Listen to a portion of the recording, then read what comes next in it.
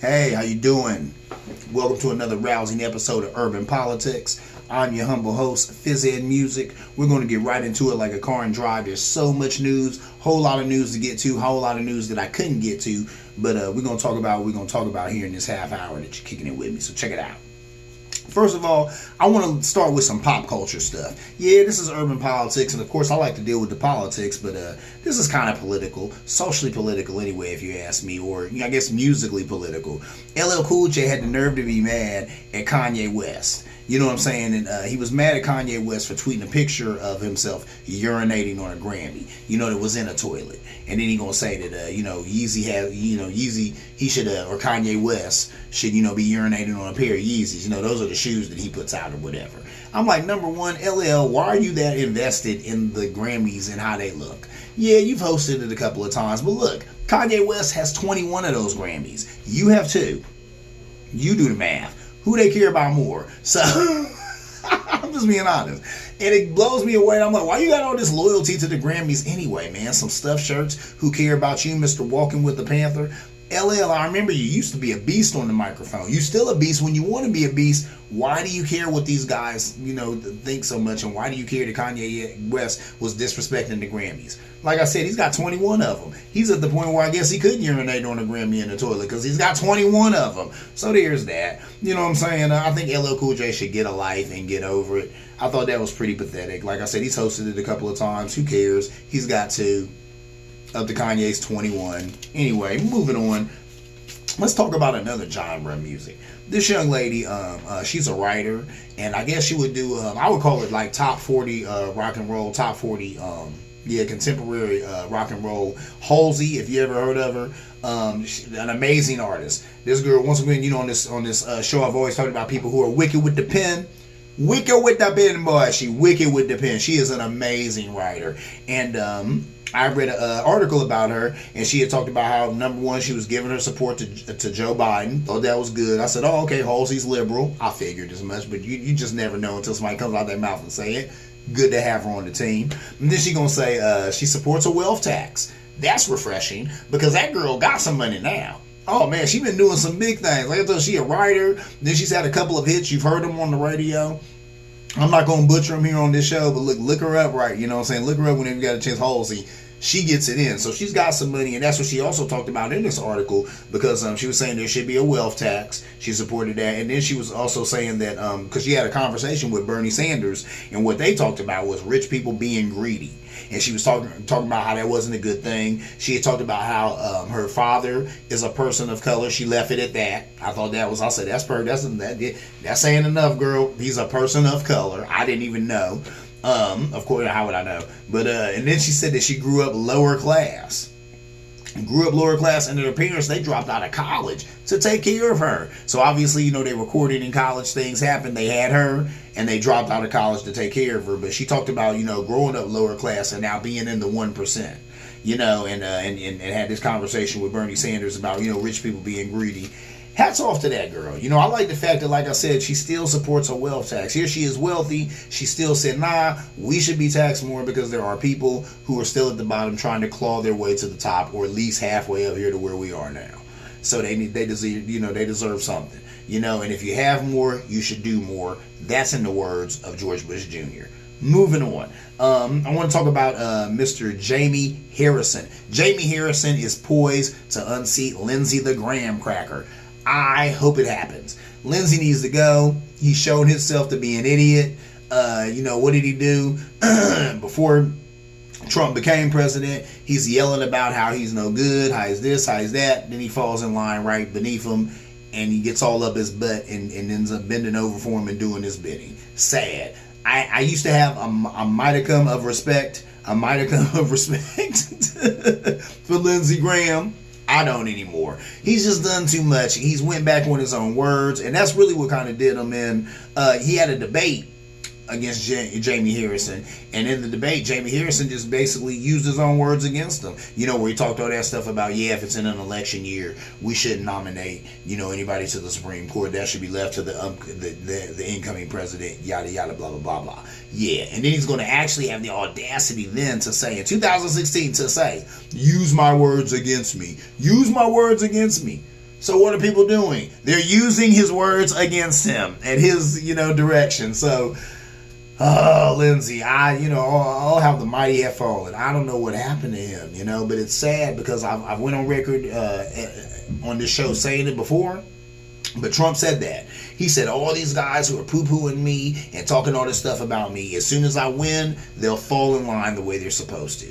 And Lindsey Graham, that's what he did. He put his tail between his legs, he put his head down, and he went right along with Trump. And he's followed Trump right off a cliff. I talked about on this show how he's been in the fight for his life. He's poised to lose that seat. He's going to lose that. He's going to lose it because people are sick of his antics and they're sick of his two-facedness. So, Lindsey, goodbye.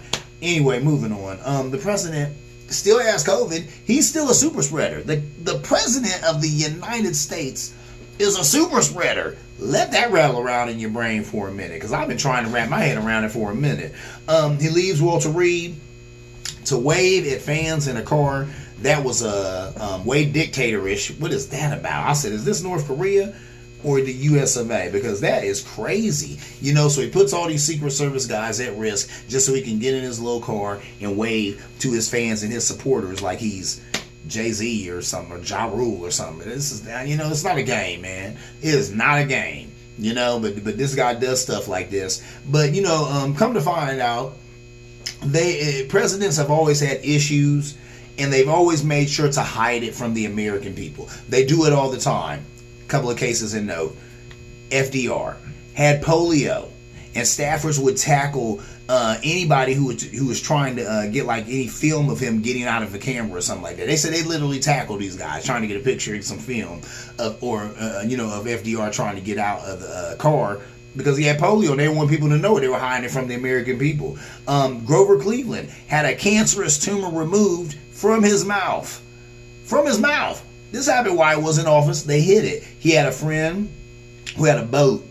So I guess he went out to the boat, and they said that he just claimed that he was just hanging out there for several hours. He was inside the boat getting surgery, getting a cancerous tumor removed from his mouth, and they lied about it. Said he was just on that boat hanging out. He was just having some drinks on the boat.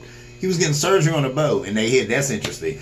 Woodrow Wilson had a stroke while in office. Wow, that's sad. And then they said the last year of his office, he was pretty much just a lump of flesh. But, I'm being hyperbolic with that.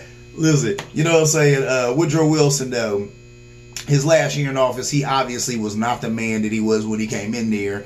Had a stroke, and they covered it up from the American people. So it is what it is. They're always covering for presidents, and half of me understands that. They don't want to cause a panic. Oh Lord, not to quote Trump, when he's on the Woodward tapes. But guess what? They don't want to cause a panic. They want the American people to think that their president is strong like bull. They want you to think that he's good, because if he's good, then America's good. And they always want you to think that America's good. America's strong. America's number one no matter what. Kind of the arrogance of this country, but I also understand that too. You know what I'm saying? Because we don't want to take away from the morale of the American people by telling them that their president is sick or ill or getting surgery or any of that stuff. So that is what it is. Fox News has been spinning this whole thing. They've been spinning it, talking about the president now has firsthand knowledge. He has firsthand knowledge of COVID. He understands it a little better. He's not asking you to do something that he wouldn't do.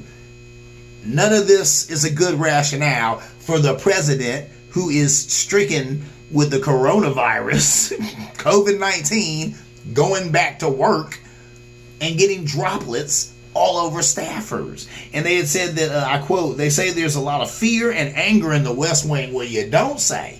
Wouldn't you be afraid and angry if you had to go in every day and give a briefing to a guy who has COVID-19, who you've seen looking all sick and crazy, but he back here at work just because he want to be and he claim he need to be? It's ridiculous and it's sad. So there's a lot of fear and anger in the West Wing. I understand it. I'd be afraid and angry too. There's a young lady I follow her on TikTok, and she's a staffer, and she had said that the part of the White House that she works in, she said 3 senators who work on that side, now they've come up positive for it. She said so her and a lot of her friends who work with her are like, man, should we go get tested? Maybe. Because everybody we work with seems to have it. And that's a shame. The White House is a hot spot. That's ridiculous. The White House is a hot spot for COVID-19. I can't understand how that's not bigger news. I mean, it is big news. I'm reporting on it. I've seen a lot of other people reporting on it, but it just blows me away. Like, how more people aren't talking about that, because that is unprecedented and crazy. Moving on, Daniel Cameron has the audacity, the sheer unmitigated gall to be mad at Ben Crump and Megan Thee Stallion. Number one, he was on Fox News, talking about how peaceful protest is fine, but violence and property destruction is unacceptable. I'm sick of hearing that from the right. They go on and on and on about violence and property destruction. Violence, number one, the only people being violent is your militia members, who are usually right-wingers, and they go down to these protests with guns and stuff and shoot people. Number two, I don't want to hear about property damage. Don't talk to me about a CVS that got burned to the ground, or a Staples that got burned to the ground, when human beings are being shot in cold blood on the street. I don't want to hear about property damage. Keep that to yourself, because nobody give a damn about your property damage when there's been a loss of human life. I mean, seriously. So, I don't know if you say that makes me too liberal or whatever, or I don't care. But I'm just keeping it real, man. I don't want to hear about that anymore. I could care less about you being mad because somebody burned down a federal courthouse. I don't care. Okay? I don't care. There's been a loss of life, and the loss of life trumps that. Pun intended, trumps that any day. Okay? So there's that. But this guy, when they talk about peaceful protest is cool or whatever, but violence is unacceptable. All right. These on Fox talking about this is the Ben Crump model. That's what he's going to say about Ben Crump. Him talking stuff about me, this is his model. He pushes these falsehoods in a community of color and then leaves them to pick up the pieces. I'm like, nah, bruh. He's one of the few people getting justice for black folk right now. We've had a few who've come before him. Johnny Cochran used to be the man. Al Sharpton has always been the man shining a light on these things when nobody else would. Trayvon Martin, some other cases, that Al Sharpton is the lone person who shined a light on it. Then the rest of the nation jumped on, black and white. Now Ben Crump, he's our man too. He's been in there. Okay? Every time one of us gets shot in cold blood, who's there? Mr. Crump. So I thank him. And don't try and sit there and act like he just coming at you or whatever. This is what he does. This is his model. Nah, bruh. He is dead right to call you out for your coonery and buffoonery. You mad because he's a real one and he called you out for being a fake one. Anyway, he's also mad at Megan Thee Stallion. Don't be mad at Megan Thee Stallion. Megan Thee Stallion, you know what she put me in the mind of? A Sojourner Truth. It's always going to take a sister to step up, to use her platform. Megan Thee Stallion, she's a major MC right now, right? She's doing her thing, but there are plenty of brothers who are just as large as Megan Thee Stallion. Why are they not doing what she did? Why are they not using their platform to shine a light on what's going on in the streets? She did a SNL performance. If you haven't seen it after you watch this show, it's on YouTube. Put in Megan Thee Stallion Saturday Night Live performance and check it out. It was amazing. It was really, really good. In the middle of her song, she played an excerpt from Tamika Mallory's speech, and that sister had talked about how Daniel Cameron is no different than the other Negroes who would sell their own people into slavery. Pitch perfect. It needed to be said. Why is it only sisters that's saying it? Why is it only my sisters who are saying it? But I've went on record as saying, and I'll say it again, if and when the Black Revolution happens, it will be led by a sister. It won't be led by a brother. It won't. Because why is she the only one standing up? I'm sitting right now thinking of all these male rappers who have the stage that she has. Some of them have a bigger stage. Some of them are making more money. Some of them have more eyes on them. And they haven't said a word about their brothers and sisters dying in the street. Why take Megan Thee Stallion to say it? And she said it on Saturday Night Live. She knew where to say it too. Because that's a huge platform. She knew the world was looking at her. Thank you, Megan. Thank you for being a real life activist. While we got some brothers out here who are just scared to do it. But once again, if and when that Black Revolution comes, it will be led by a black woman. Moving on, and that's why I'm like, white people tripping off of Black Lives Matter. Moving on, he gets mad at her though, and he's gonna say, the fact that someone could get on TV and disparage me for doing my job is disgusting. Nah, he's sad. Somebody could get on TV and disparage him for doing his job. Yeah, man, and you didn't do your job. What you did is you failed at your job because you're the one person who could have got justice for Breonna Taylor. But you chose to do what was more politically expedient. You chose to stay up Mitch McConnell's rear end and hopefully ride this black Republican thing out until maybe you can become president or something. You are pathetic. You are disgusting. Don't be mad at her for calling you out for your coonery and your buffoonery. Anyway, there's an attorney who represents a juror who was involved, with this Breonna Taylor case. It was a juror on the jury, and he says that Daniel Cameron may have misrepresented the case. And you think so? You think so? He may have misrepresented the case. I'm sure there's tons of stuff that he left out because he was interested in just doing what he did, and that was not coming down hard on these cops. Because I'm sure that's what Mitch McConnell wanted him to do. Anyway, moving on. This guy, Daniel Cameron, he files a motion to keep the jury files secret. Why would he do that if he ain't got nothing to hide? If he presented all the evidence and everything that he's supposed to present to make these people understand that, maybe Breonna Taylor was wrong and maybe that y'all should, seek some justice for her, he didn't even do that. And that's why he wants it sealed or whatever. Speaking of coonery and buffoonery, let's talk about Shaquille O'Neal and Charles Barkley having the audacity to say that Breonna Taylor's death was being lumped in with George Floyd and Ahmaud Arbery. But the police had a search warrant, so they were just doing their job.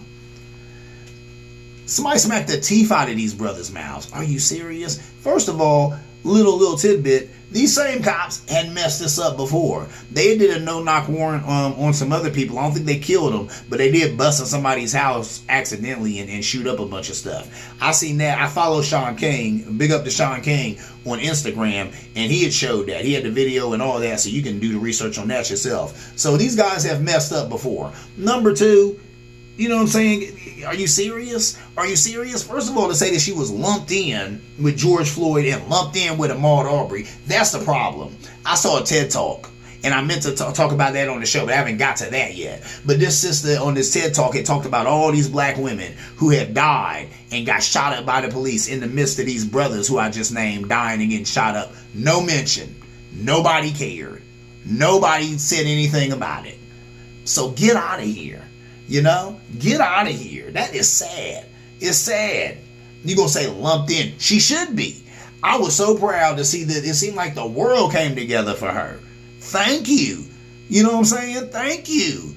Can we give this sister some love? Can we give her some respect? Can we remember her name? Say her name. Say her name. Breonna Taylor. And I like the way I just saw it everywhere from everybody. She was on the cover of O Magazine, and Oprah don't never have nobody on the cover of Oprah but Oprah. And she had Breonna Taylor on there. That's what needs to happen every time one of these sisters get gunned down. But it doesn't. But it happened for her. That's a step. You know what I'm saying? In the right direction. But the fact that they would say that she got lumped in, she should have been lumped in. That was our sister. That was your sister. That was your daughter. And you got the nerve to play her like that? Oh, but this was a different case. Because in this case, the cops had a search warrant. Man, somebody must have smacked the teeth out of these brothers' mouths. Are you that soft? Are you that pathetic that you don't see your people getting wronged and you don't at least have the backbone to say, hey, look, this was wrong. Something went wrong here. The system failed some people. They happen to be the same color as me. It failed them. You can't even say that, Shaquille O'Neal and Charles Barkley? No. Why? Coonery and buffoonery. Get off it. I understand you make a bunch of money. I understand you make a whole lot of money. And Shaquille O'Neal, I'm sure you want all the white folk money, and you want to be able to go out there and hawk your nasty pizza and that horrible car insurance that you be hawking everywhere. That little crap you got going on. But man, I'll just call on you to please, once in a while, have a backbone, man. Have a backbone. And Charles Barkley, I don't know, man. You guys are just coonery and before. It's a joke. Anyway, moving on.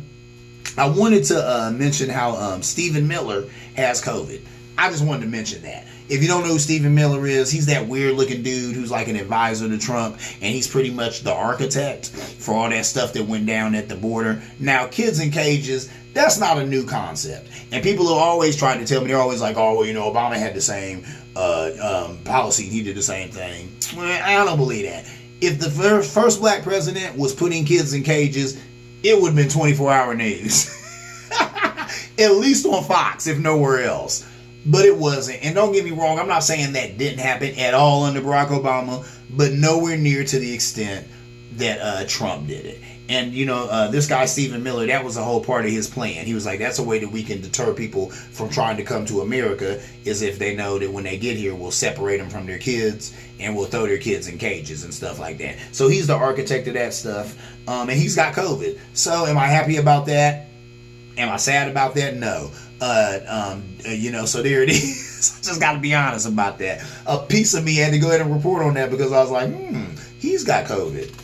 Let's see if COVID is as bad as they say. Let's hope it is. Anyway, moving on.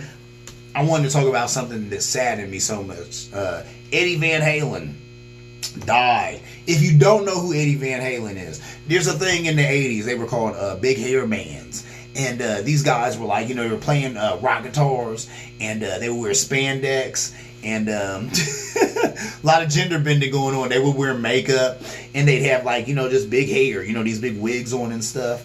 And Van Halen was one of those bands, and that song "Jump," go ahead, jump. We've all heard it. A lot of people know Eddie Van Halen. He was that dude. Now, if you watch the show, I get into rock music. I really do. So Van Halen goes hard, man, and I was so sad to hear that he had passed on. So I had to just say something about that, let it be known that he will be missed, man, because that was good music. Jump. They play that on the radio, and they play it like it came out yesterday, because it's such a good song. So that's a great thing. That's it. You know what I'm saying? That's all the news I'm going to share with you right now. There's other news, and like I said, I didn't have time to get to it in the time. Still trying to stay in the parameters of my half an hour. And I also wanted to tell you, please, subscribe. People tell me all the time that they like the show. That's what's up. If you like the show, please subscribe to the show. I get some subscribers. Keep this thing moving. I can expand, make it bigger and better for y'all. Maybe I'll move up to an hour. And that's enough. On an hour and a half show, I really got to be doing something interesting for that. So, I don't even want to take your time with a half an hour. So, like I said, subscribe. We're going to talk about some more politics in the upcoming days. There'll be more things to talk about. I also wanted to make sure that I prepare people. I was telling a friend of mine how right now we've been in the clown car. That's what we're in right now. And Trump has been driving the clown car. So he's driving it. And we're going real fast right now. We need to brace for the impact. What is the impact? The impact is the fact that on election night, those results probably aren't going to be the results of the election. Now, usually, the results that you get on election night are never really the results of the election. They're forecast. And what they say is if we got so many counties that are voting Democratic, then we know that's coming in for such and such. And then that's the way we get forecast that such and such is probably won. But it takes sometimes weeks to count all these ballots and votes. You got your mail-in ballots, your absentee ballots, same thing. You got, the in-person ballots. You got all types of stuff that you got to count or whatnot. So that takes time. So people need to brace for the fact that you're not going to necessarily know who won the presidency November 3rd night. Or November 4th. It might take a week or two after that. Now, that Trump is going to be on Twitter already claiming victory. Heck, I had a conversation with my son, and he going to tell me that, did you hear that the president is immune to COVID-19? I said, what, immune? I said, is that what he's putting out there? Lord have mercy. Here we go. And I was like, he just trying to pump up that drug that he's on, that that his rich buddy owns the company and he got stock in because he wants you to buy it so he can make a bunch of money. But I think it's only for the super rich. Anyway, moving on. My point is, we need to get ready for the fact that he's going to be trying to tweet out that he won and all that, but it's going to take a little time for all these votes and stuff to come in. So get ready for that. So we're in the clown cars going crazy. So brace for that impact that we're not going to necessarily have the results of this election that night, but they will be coming. So it is what it is. Once again, I'm your humble host, Phys Ed Music. This right here is Urban Politics. Please like and subscribe. See you around like a donut.